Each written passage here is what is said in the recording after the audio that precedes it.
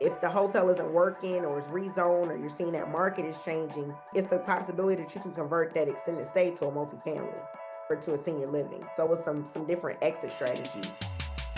Welcome to Multifamily Insights. I'm your host, John Casman, and I want to thank you for joining us for another great episode. Listen, if you love this show, if you're getting good value out of it, let us know. Even if you don't love it, but you still are getting some value, leave us a rating and review. We'd love to hear from you and get some feedback so we can make the show work harder for your investing goals. And if you haven't done so already, make sure you hit that subscribe button so you don't miss an episode. We've got a great show today. We're going to be talking to Davonne Reaves. Now, Davonne is the founder and chief hospitality strategist behind Atlanta-based hospitality firm, the Vonne Group. Reaves capitalizes on her more than 14 years of experience in the lodging industry to teach African Americans how to become hotel investors and owners. Let's welcome to the show, Davonne Reaves. Hey, John. Hello. Thank you for having me. Absolutely. Listen, it's great to have you on the show. I went over your bio. I've been waiting. I've been waiting for my invitation. Well, listen, it's great to finally get you on. It's great to get you on. I was so happy. I was like, yes, I made it. You crazy. Look, I went over your bio at a high level. Why don't you take 2 minutes and fill in some of those gaps? Sure. So hello, everyone. My name is Davonne Reaves. I am the CEO of Vesterr, which is a crowdfunding platform where you can invest in commercial real estate, including hotels, multifamily, and just the other asset classes of commercial real estate. And I actually been in the hotel business for 15 years. I got my start off as a front desk agent, and I navigated my way through hotel ownership. So I'm the co-owner of 3 hotels across 2 different states. But my favorite job outside of being a serial entrepreneur is I have a 4-year-old son who keeps me busy and humble. Hey, well, all the other parents completely understand what you're talking about there. You mentioned that you kind of have 15 years of experience in the hotel industry, starting as a front desk manager. Now you're a hotel owner across 3 different, in multiple different deals across a couple different states. One, just talk to us about that journey, right? I mean, and is front desk manager what it sounds like? Because that is a kind of wild to go from. You know what? I never even made it to front desk manager. Well, I take that back. You said I didn't make it. So where'd you start? You started in front desk, right? So talk. What does that even mean? I take that back. At some properties, I did. I take that back. At some properties, I did. The Hyatt, I didn't, but other properties, I did. I forgot all about that. So what did that look like? Yeah. For anybody who's ever worked in hotels, it's a rewarding industry, but it's a lot of work. Hotels, it doesn't close. It's a 24-hour business. So I felt like I did. I worked every shift that you can have. I've done night audit. I worked 7 to 3. I worked 3 to 11. I work 8 to 4. Every shift I've worked. I've done a lot of things. I haven't unclogged the toilet, and I don't want to. So I've stripped beds. I've turned the rooms when it's like a banquet. I pushed bell cards. I've done a little security. I kicked a couple folks out for non-payment. So that was my life. I've trained people. So that was my life for 6.5 years. I think what I love is that you had this job and this career in the hotel industry, and you worked the different jobs, and just listening to you talk about it, you clearly were willing to do whatever it took to, make everything work. And that's part of the hospitality industry, right? It's like, yes, you have maybe your set roles and assignments and responsibilities, but sometimes you just got to do whatever it takes to make this thing work. And that flexibility, I'm sure, serves you really well as an investor. But talk to us about that transition. I mean, at what point did you decide, you know what? It's one thing to have a job in the hotel or hospitality industry. I actually want to get on the other side of this. I want to become an owner. What does that transition look like? It's so crazy. I was speaking at an event. We're at my alma mater, Georgia State. I don't know, maybe last week. And I got asked a similar question about a failure and how that changed my career. And I didn't think about it until someone asked that question. And when I was in operations, I actually wanted to be a VIP manager. and I didn't get the position. And I just knew I was going to get it. I know how to work very well with VIPs. A lot of the VIPs knew me. I think they've even vouched for me to get the job. And I just did not get the position. And it was a humbling moment. It was a hurtful moment. I didn't understand it at the time. Like, how can I not get this job? I mean, I prayed on it. And I really thought I had it and I didn't get it. And that was probably the best thing that could have happened, because I realized at that moment that this wasn't for me. And so I joined this organization called Under 30 Gateway. And it's an organization, I don't think it's around anymore. It's an organization for hotel professionals under the age of 30. And it's a part of the American Hotel Lodging Association, which is one of the largest hotel associations out there. And there were other folks people from the Indian community who owned hotels. And I think I was like 23 at the time, I think. And I was like, wait a minute, how you own? I thought the highest position you can take was a general manager. So that's what I was like striving to do I was like, I'm gonna retire as a general manager. I didn't know you can own a hotel, because the Hyatt owned the hotel that I worked at. And then so I just assumed the Hyatts own all the Hyatts, the Marriotts own all the Marriott, so forth, so forth. So I just never thought hotel ownership as a possibility. And so once I met these other hotel owners, I was like, well, of course they inherited, right? That community, they passed down, we passed down houses, they passed down hotels. So it's a little different in different communities. And so I was like, whoa, so that piqued my interest. I said, okay, that's it. I'm going to be a hotel owner. No money. No, there wasn't a podcast. There weren't masterminds. There wasn't a Davonne, it wasn't a book, right? It wasn't YouTube University. It wasn't Facebook group. So this was completely foreign to me. And I've always kind of had like that go-getter, kind of like figure it out. So I was like, I'm going to buy me a hotel. Of course, I'm telling everybody. People think I'm crazy. I even went to the CEO of Hyatt. I said, I want to buy a hotel. He's like, girl, like, I don't know if he believed me. He said he did, but he probably didn't. But that's just how excited I was. And so I did a little bit of research, and I was like, okay, so what can I do to own a hotel? And then people kept telling me about finance. They said, we need to understand finance. And so I didn't go to school for finance or real estate. And since I worked in operations, it was hard for me to transition into financial roles, like, financial analysis, analyst, brokers. So, because I didn't have that experience, so they didn't take me. So someone told me about a non-paid internship for consulting. And it was in hotel ownership, because we were consulting hotel owners. See what happened? I put it out there in the atmosphere. I said, I'm gonna be a hotel owner. And here come this internship, right? But it was non-paid. I didn't get paid or anything. And this was post-college. So, my dad was like, who takes a Davonne? He didn't believe in that. Working for free was not a part of my dad's history. Like, that was just, he didn't even believe in volunteering. Like, nothing is free. That was my dad. He retired as a fireman. You work, you get a pension, and you're retired. That's your life. That was my dad. No entrepreneurship. That wasn't his thing. But when I told him that, he was like, what? So anyways, I took the non-paid internship. I worked there in the morning. I worked at the Hyatt at night because I had to pay my bills, right? But I definitely couldn't ask my dad for money, because he would have been like, go get a job that pays you, right?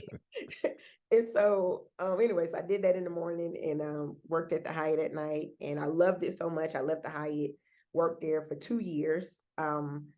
And that's where I learned about public-private partnerships. That's where I learned about, structuring deals, more so on the development side. That's why I did feasibility studies, pro forma. So it was like a crash course in finance, like crash, super fast.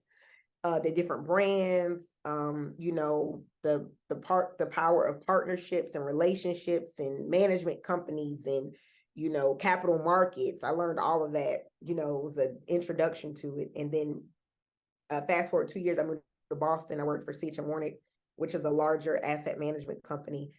And at that time, I managed the hotel portfolio was $1 billion. So again, it was just from but I wouldn't have been able to get to Boston if I wouldn't have taken that non-paid internship. Right. Yeah. And then in 2017, I ventured off, started my own company, the Vonne Group, which was more of a consulting firm, because I wanted to see more people who look like me, right? Look like us. Into the hotel space. I was in the hotel space, but it was people who had resources, they just didn't know how to do it. They didn't know how to structure it. And so I was able to get clients. Then I got pregnant, so that put a pause. No, I take it back. My dad died. Okay, dad died, so that put a pause on a lot of different things. All of this happened like entrepreneurship, like year one, right? So life was lifing. Okay. Then I got pregnant. Then my grandma died, and then I was so upset, and I missed out on Mike's first deal. That's my business partner, Mike Ely. I missed out on the first deal, the Courtyard. And I was like, I'm not going to miss out on another hotel deal ever again. I missed out on 08, the real estate crash. Everybody was buying real estate. And I had money then too, right? Grandma gave me some money. If I was smart, I could have bought stuff in cash, but I didn't know any better. I didn't have your podcast. You know what I There mean? you go. All the information out there. I could have bought me a quick little multifamily now in West End. Anyway, that's a different story for a different day. Okay. So anyway. But I think you just hit on a couple things, right? So one is just, just to recap some of that, right? Like you talked about that failure early on, right? Not getting that promotion, and that kind of changed your outlook and your trajectory, your mindset. And you started to figure out more about hotel ownership, right? Going to these different events, realizing, oh, I didn't even know this was possible. Now you're starting to go there. And that is, I mean, that right there is huge, right? I don't want to glance over that point, because even when we talk about multifamily investing or owning apartments, most people don't think it's possible for them to invest and be an owner of these large real estate projects. They just don't. Right. You assume that it's for the ultra wealthy or some large corporation or some private equity group or some trust fund.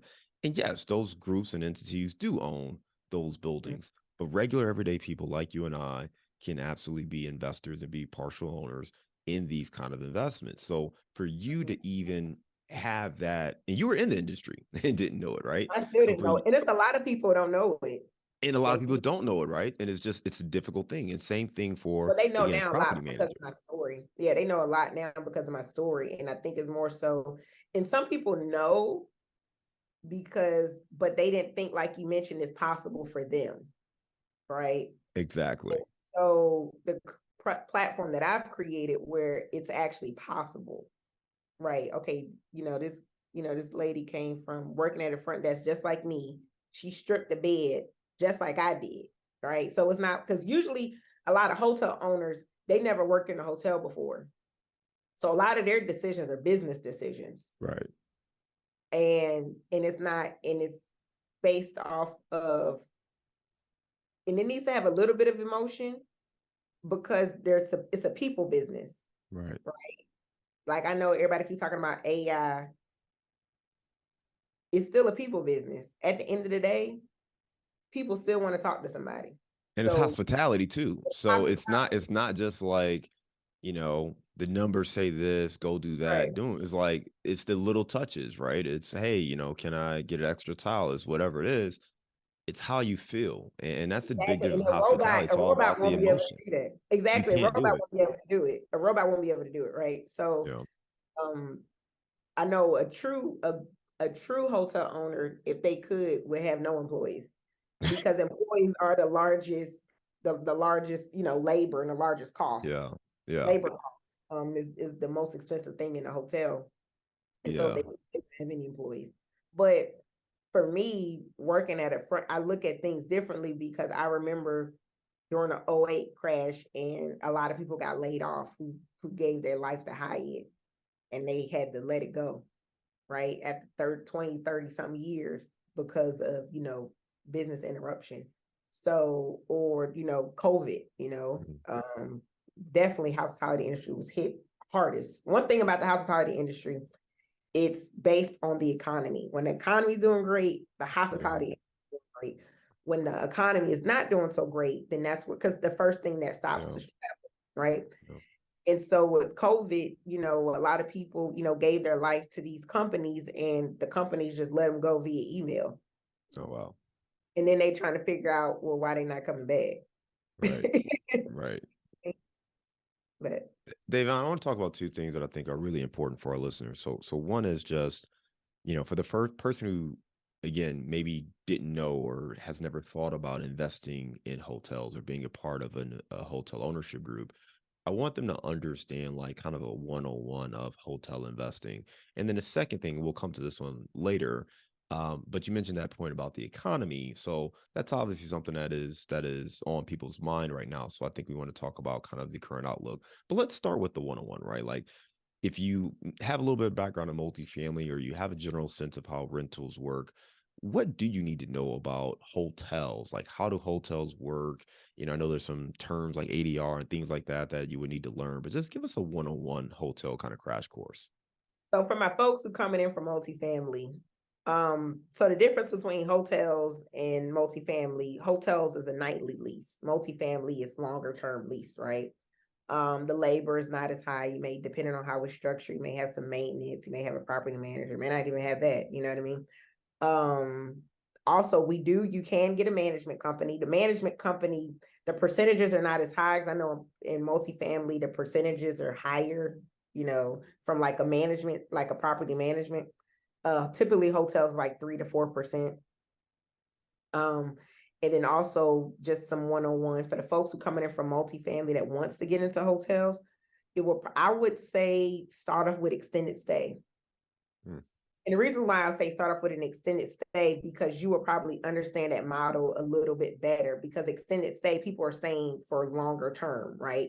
So extended stay will have a kitchen, it'll have a kitchenette, it'll have a suite. The labor model and the expense model, they're leaner, right? Because with hotels, typically with the nightly leases, you have to clean the room every day. Remember what I said, the labor is the biggest cost, and housekeeping is typically the largest department in a hotel. And so with the extended stay, you're not required to clean the room every day because people are staying there longer. Another thing that will be good from someone that's coming from multifamily in the hotels is that if you do decide to develop, which I don't recommend to develop your first time, I always recommend to acquire, but from an exit standpoint, if the hotel isn't working or is rezoned or you're seeing that market is changing, it's a possibility that you can convert that extended stay to a multifamily or to a senior living. So with some different exit strategies that you can do, right? So that's where I would start from a multifamily, because you will understand that there's not as many nightly leases. Their stay is longer. They're less expensive. So that means there's more money coming down to the bottom line, right? So from a multifamily, it will make a little bit more sense. A lot of times what people do when they get into the hotel space, they're looking at it from a consumer standpoint and not an ownership standpoint. So from a consumer standpoint, so John, what's your favorite hotel that you love to stay at? You and your wife. I'll think of it. I'll think of a national chain. So not the kids, just you and your wife, because that is two different hotels for that. Yeah, I mean, SLS is one of them. So SLS, or I think we're Marriott members. So whatever she booked. Smart man. So let's go back to SLS. SLS is very expensive for those who don't know. It's a luxury brand. And from an ownership standpoint, it's very expensive to own that type of hotel. I'd imagine. You have room service, you got concierge, you have a spa, you have the different restaurants, you have the different amenities, you have the FF&E, you have the upkeep. When you're at that luxury level, you have to provide a level of staff that can cater to the guests. So you start from the revenue. By the time you get down to the ownership or the profit margins, you're probably looking in the teens, low teens.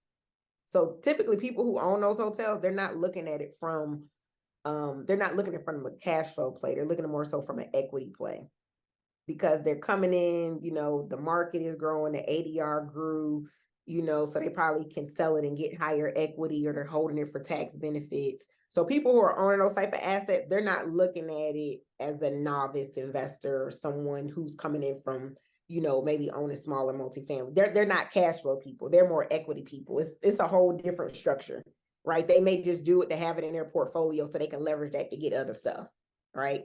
Mm-hmm. So that's you're looking at it from a consumer. If you're like, I want to buy SLS because I love staying there. And then when you realize how much they cost and to keep up, you like, you know what, Davonne, this is too much. Let me go ahead and look at this Wood Spring Suites. You know, it's an extended stay economy model, 50%, some up to 50% going to, you know, GOP or profit margins. That's more of a cash flow play, right? Because it's not a lot of expenses. Now, you're not going to get a lot of equity when you sell at exit, right? But as recurring monthly revenue, it's going to make sense because you're used to getting monthly revenue from the multifamily. That Yeah, let makes me sense? chime in. It does make sense, and what I liken it to is like Class A and Class C, maybe multifamily, right? So Class A, maybe more luxury apartment buildings. It's got the swimming pool. It's got the big meeting center. It's got all the amenities you As a want. concierge, it has It's those got amenities, it's right? got all Like that, I right? It's said, got all the right, yeah. amenities you're looking for. It's going to be $2,000 a month to stay there. But when you look at the returns, that cap rate's going to be lower, which means your returns are going to be lower. So it's more of an equity play. It's more of a long-term play where, hey, we're going to drive in a wire. We're just going to hold it for a long period. And the area is going to continue to go up in value, even though we're not going to make quite as much as a cash on cash return. But maybe you go with the C-class property, and that's going to be, more cash flow. You're going to make more money per unit. You're going to have more cash flow in the asset. It doesn't have all the bells and whistles that Class A property has. Maybe you have, some small amenities, but you don't have everything that other place has. But it's going to be more profitable, at least in the cash flow. So it won't go up in value as much. It won't appreciate quite as much. But there's still good cash flow to be had. So that's kind of what you're talking about. Is that very similar to kind of the apartment model where you have some properties that are Class A, some are Class B, some are Class C. Hotels are like that. You have some that are luxury, more Class A type hotels where you're going to buy those more for the long-term vision, the longer-term appreciation, and you get some cash flow, but it won't be as much as maybe some of those extended stays or some of those more value-driven hotels. So really good for us to understand and start to wrap our heads around those things. When you look at the numbers, not to go super deep, but you mentioned we're talking about daily rates, not necessarily monthly rents. So that's going to be one figure you're paying attention to. So you can swap out daily rates for kind of monthly rents when you're analyzing deals. You also mentioned like your GOP. Talk to us a little bit more about, just kind of how you actually analyze a hotel deal to determine where the value actually is. So the top three key metrics in hotels, you have occupancy, which is the percentage of, occupants, or the percentage of rooms that are occupied or people are staying in. Example, if you have a 100-room hotel and 50 of the rooms are occupied, then it's a 50% occupancy, okay? ADR, which you mentioned, it stands for average daily rate. So that's an average rate of all of the different rates. So AARP, Expedia, military, it's just an average of all those different rates. And then you have what is called RevPAR. You'll hear that the most. RevPAR is a calculation between occupancy and ADR, and that gives you more of, it just shows how healthy the hotel is performing. And also is a metric, it's a comparison metric as well, right? So it's like, how it's performing in the market, how it's performing against other hotels. So you may hear, the Marriott, the Waldorf Astoria in DC has a RevPAR of 296, but the Waldorf Astoria in New York City has a RevPAR of 400, right? They're two different brands. They're the same brand, right? It's a Hilton. It's luxury, still attracting the same guests, but the markets are different because New York is a higher market. They have to charge more because the real estate is higher, and it's just New York, everything is just higher. But it's still but you're using it as a kind of a comparison. So to drill a little bit deeper, so maybe the Waldorf Astoria has the RevPAR $400, right? Their competitor would be like the Mandarin Oriental, right? The Mandarin Oriental in New York. And let's say their RevPAR, the Mandarin Oriental RevPAR is like $450. Again, I'm just making this up, I don't know. And so the Waldorf Astoria would kind of use it as when they're being competitive, they're trying to figure out how can I drive to get my RevPAR to get to that 450, because they want to the goal is to always be number one in the market, right? So what does the market look like? The market consists of similar hotels. So I wouldn't compare a Waldorf Astoria to a Hampton Inn. It's the same hotel, meaning the same branded hotel, meaning it's a Hilton property, but it's targeting two different guests. right? Mhm. Same thing with the Hampton Inn. So the Hampton Inn in New York City, I wouldn't compare it to a Hampton Inn in Americus, Georgia. Two Right. different guests. The Right. people traveling to Americus, Georgia may not be traveling to New York City, vice Yeah. versa, right? It's Right. just two different rates, two different guests, two different markets. So when you're looking at it from evaluation, so the three things that makes a hotel successful and the three things that lenders look at and when people evaluate and you want to look at the location, because one, hotel is real estate. A lot of people don't realize that hotel is actually real estate.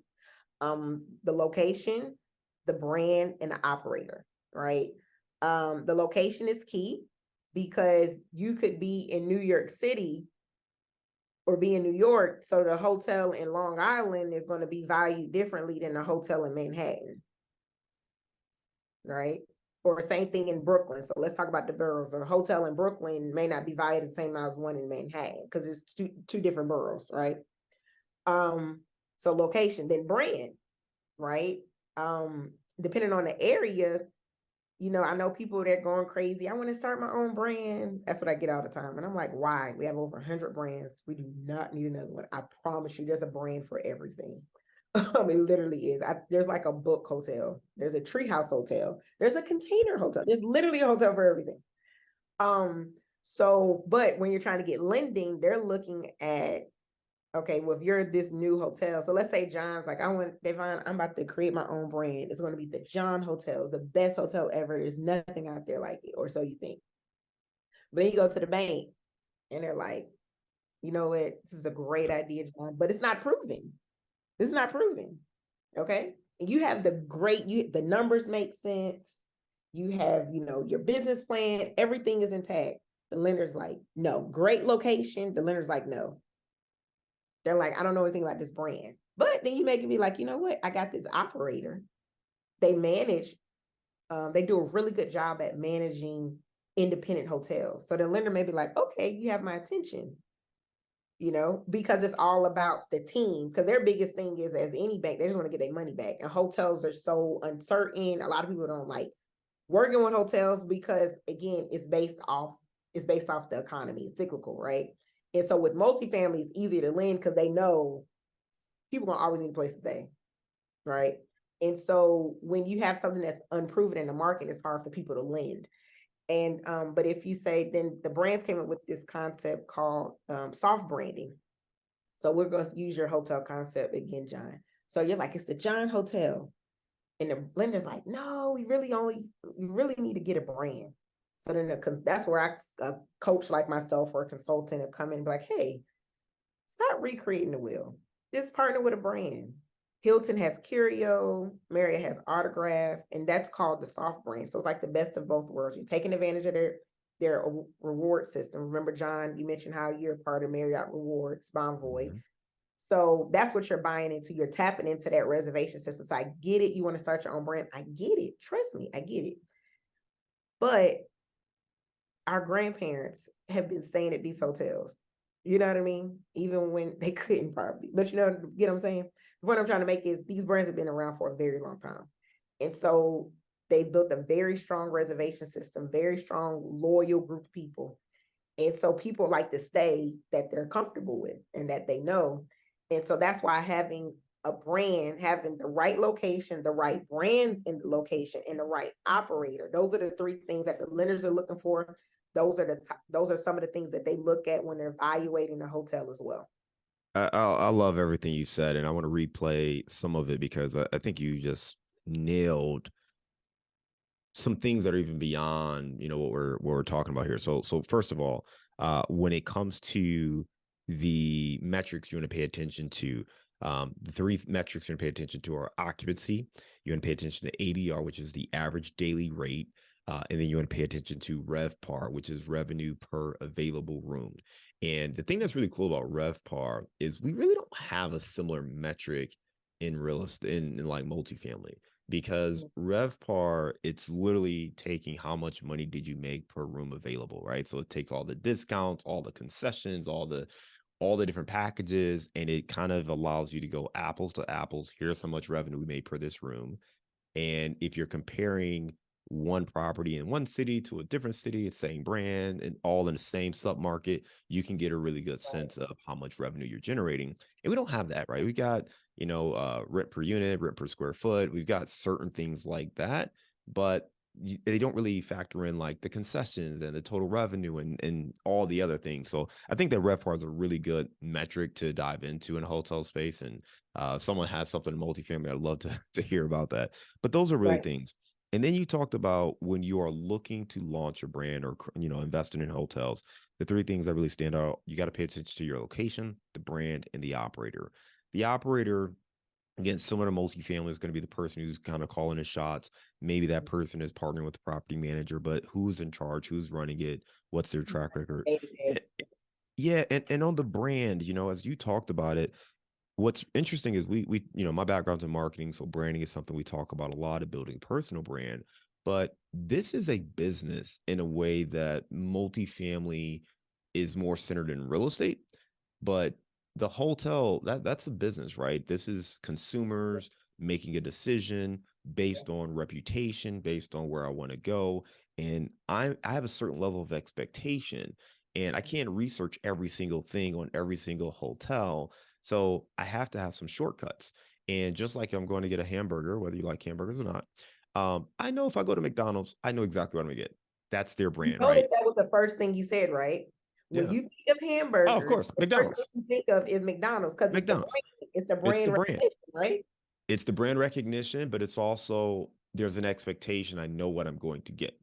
And there's places where you go, and sometimes, depending on who the chef is, you get a great burger, and sometimes you're like, oh, this wasn't really the season that well, right?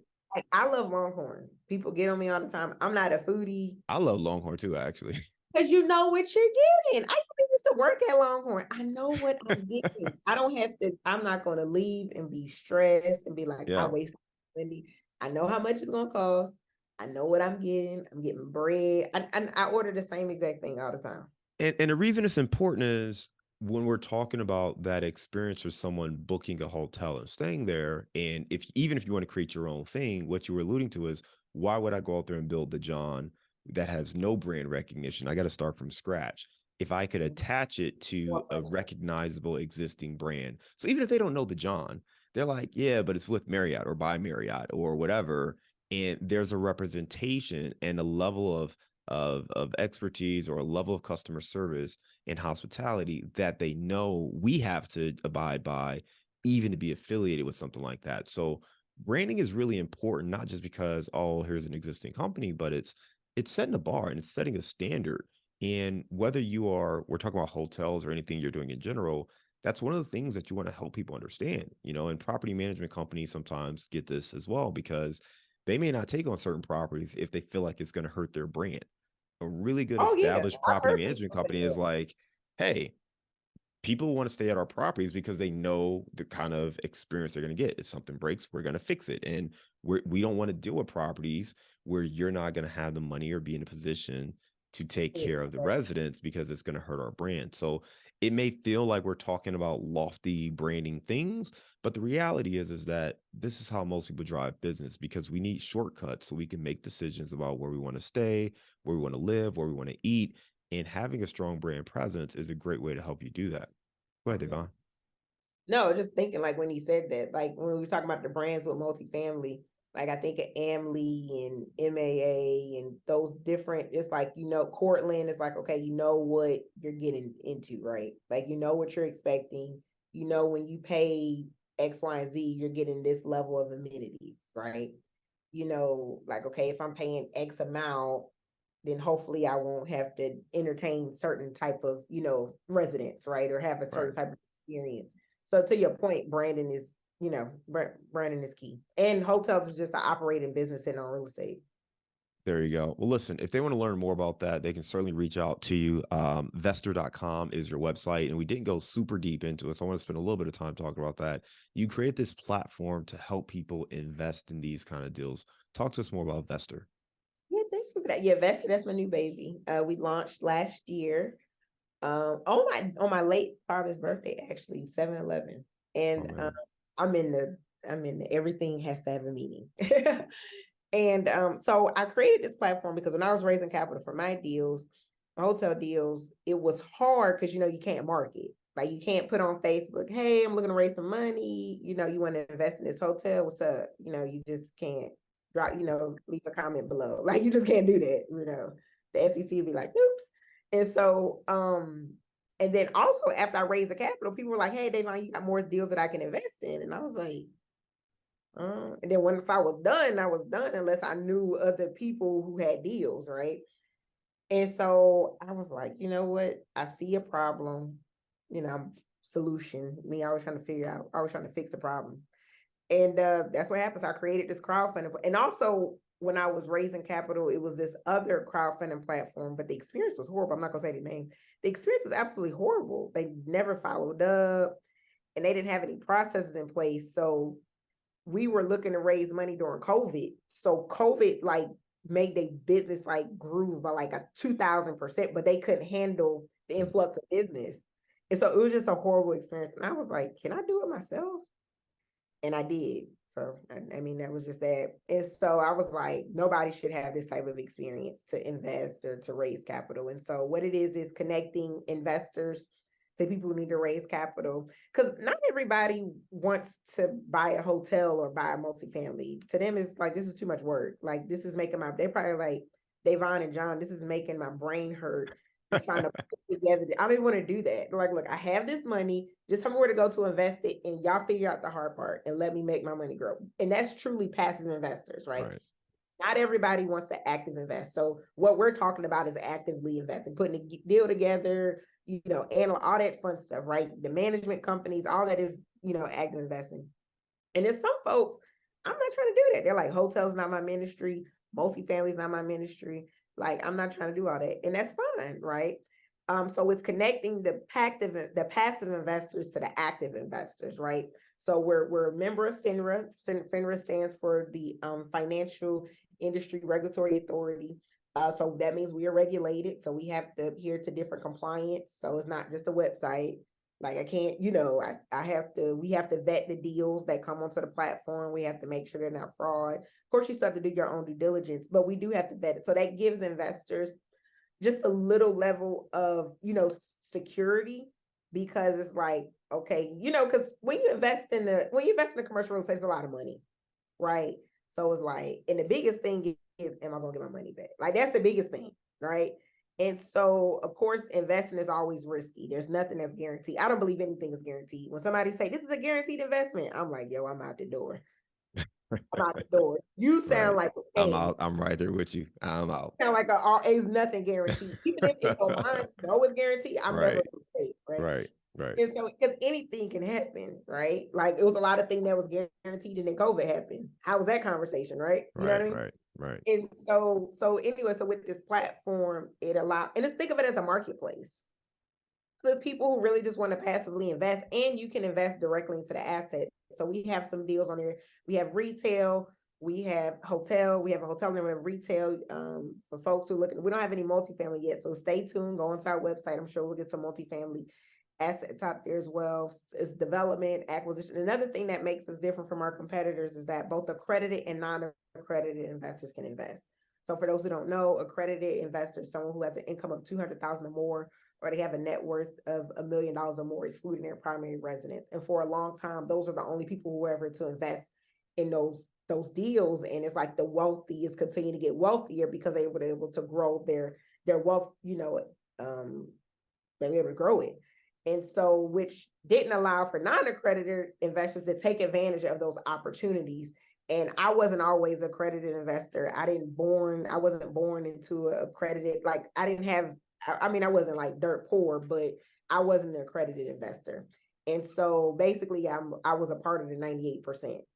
And to help get the 98% to the 2% is you have to invest and grow your wealth. And so this is one of the vehicles that I chose, because my goal is to increase the percentage of, and anybody can use this platform, but to increase the percentage of my minority investors and owners. And so I thought that this will be a tool to help, as well as non-accredited investors. So anybody, so I'm welcome. There we go. We'll make sure we link to that. You can check it out at vesterr.com. That's VESTERR.com.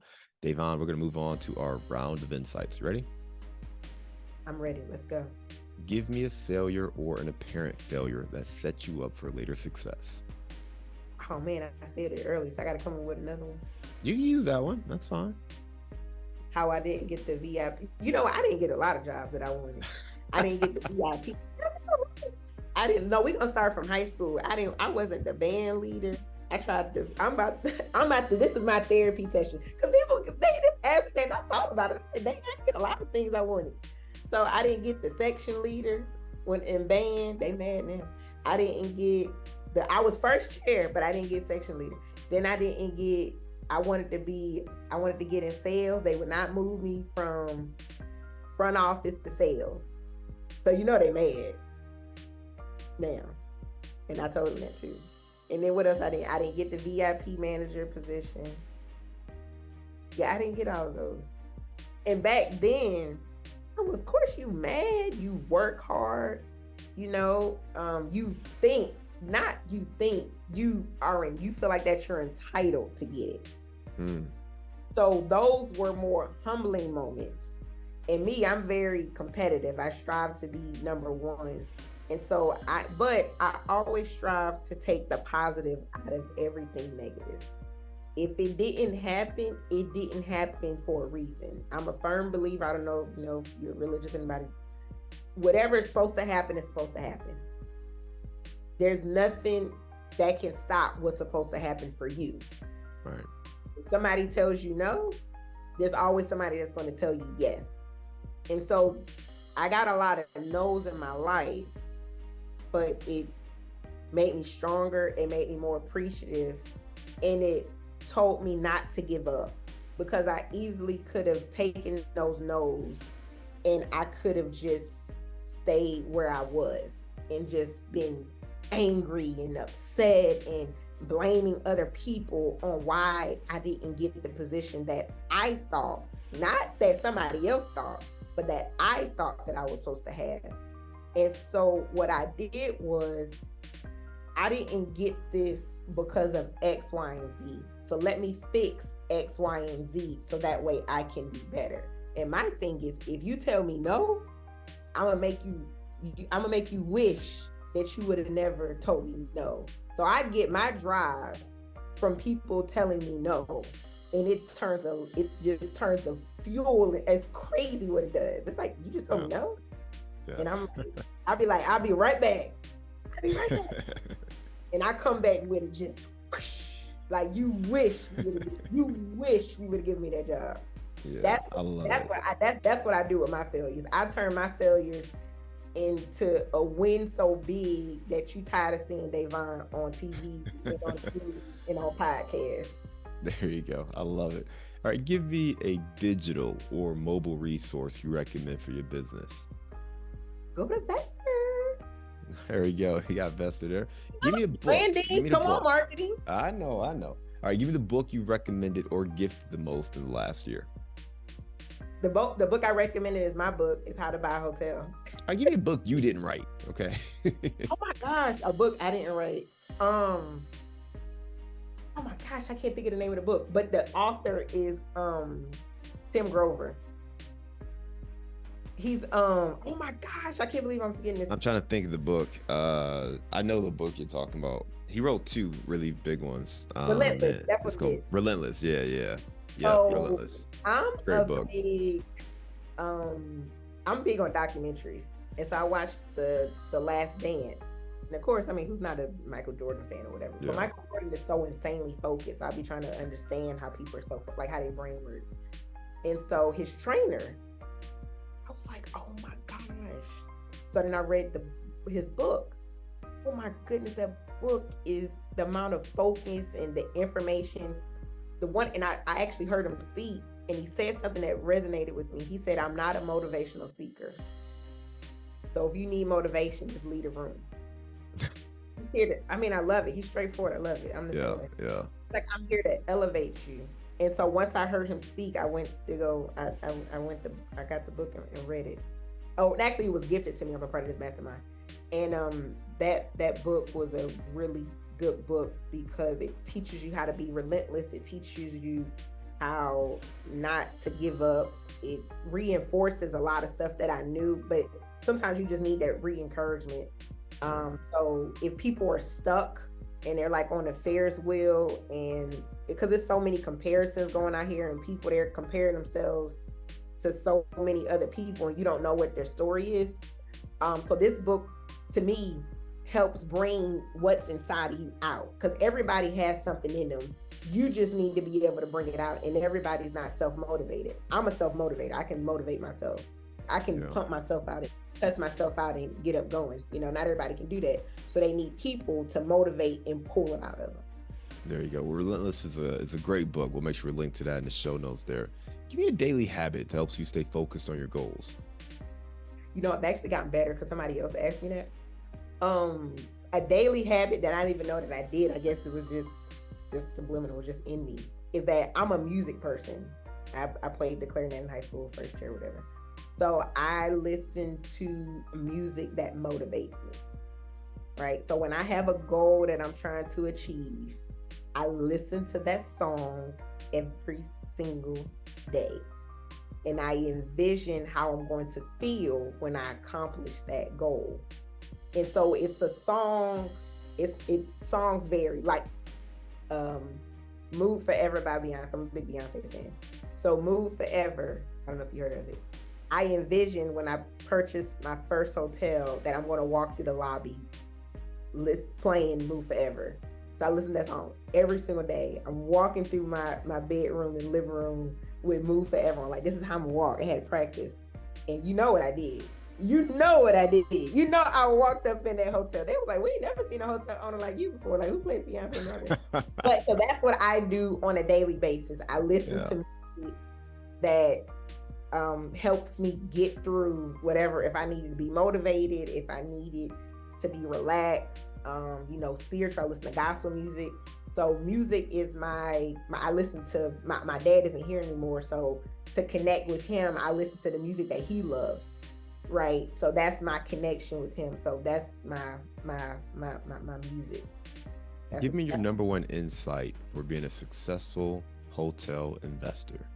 Well, insight would be one, to focus, but two would be a big tip would be to create what is called an investment thesis. And you can use this for multifamily hotels or whatever, because an investment thesis or ownership thesis will keep you focused, as John, I'm sure you have one, on what you're looking for and what you want to invest in. Because when you're getting into something new, you can get overwhelmed and you need to be at A, but you're at B. Meaning, where do I put my LOI? Okay, well, what kind of hotel do you want to buy? What you mean? Well, where do you want to buy it? How much are you trying to spend? Are you going to operate it? Are you going to bring in a management company? And it's like, whoa, I didn't even know all that. What kind of, can you guarantee the loan? Do you know that there's SBA out there? So maybe you look at hotels 5 minutes. So that's what I mean by investment thesis, to kind of keep you focused. So that way, you know what you want, and that makes your search easier. Yeah, I think part of that is like, if you're looking to get into the space, one, definitely do your research. Two, consider investing with a group like Davonne's. Three, consider getting some partnerships or coaching from someone like that as well. So those might be ways to kind of help facilitate that transition if you are looking to get into it. Let's lighten the mood with this last one, right? So I know you travel a lot with all your different hotels. So I'll let you pick whether it be a hotel location or a place in your hometown. Give me your favorite place to grab a bite to eat. Oh, Longhorn. There we go. Well, listen, Davonne, you just crushed it, man. Longhorn Chick-fil-A. All right, Longhorn to Chick-fil-A. Listen, you gave us a lot of great insights of what it takes to go from being a front desk manager to hotel owner, understanding the business, not even recognizing that you can make that transition and be an owner, and just your journey. And I think it's really eye-opening to hear just kind of the hard work you've put in over the years to learn the business on both sides of it, really understanding the mechanics, going through kind of that crash course on being a hotel owner, that entrepreneurship or that internship you went through, and just growing to the point where you move to the other side, invest in these businesses and not helping other people. A couple quick takeaways for our listeners. One, when you're looking at hotels, the three metrics you've got to pay attention to are occupancy, the ADR, and RevPAR, or revenue per available room. And then the three things you want to look at when you're looking to buy a property or, go into a bank and get into finance and everything tied up. You got to pay attention to the location. You want to make sure that you're partnering with the right brand, and you want to make sure that you've got the right operator in place there. So again, Davonne, I want to thank you for that. For folks who want to learn more, they can check out Vesterr. Again, that's Vesterr.com. And I want to thank you again for coming on the show today. We look forward to staying in touch. And I hope you have a good one. All right. This is a fun one.